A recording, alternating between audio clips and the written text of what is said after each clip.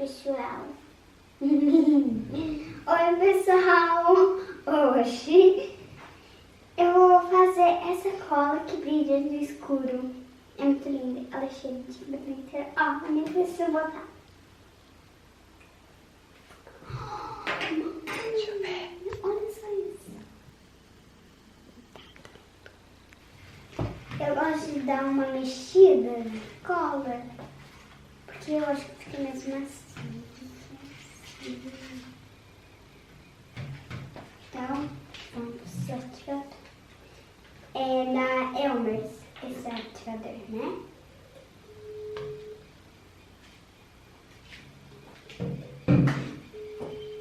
Não botou pinguim de nada, né? Tá pegando ponto! Bota a mão! Ai! Não tá pegando não. Gente, eu vou dar ponto nesse slime e eu volto ela brilhando no escuro. Gente, eu nem acabei, mas olha como é que tá a cola. Nossa, é muito fluorescente, Lara.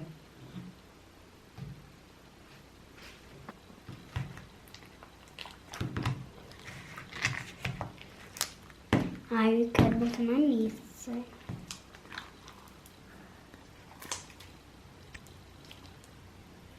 Que massa.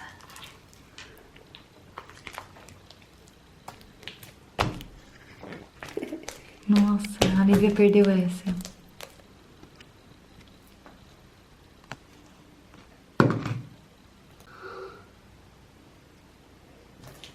Levanta, levanta.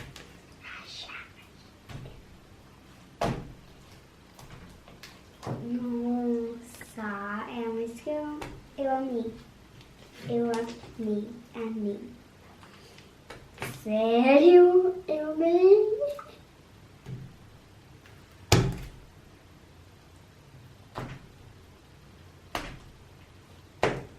E tem glitter.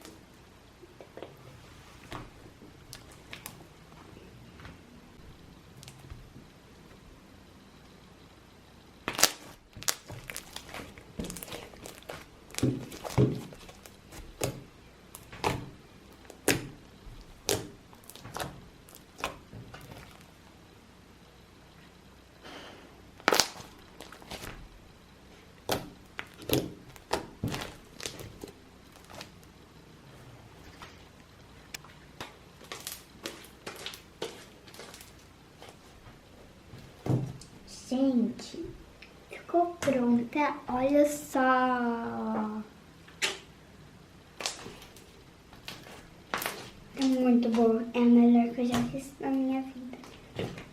Que a Elmer's é melhor.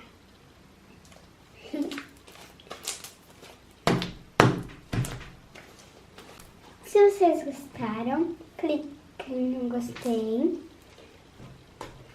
E eu amei seu slime. E bye bye!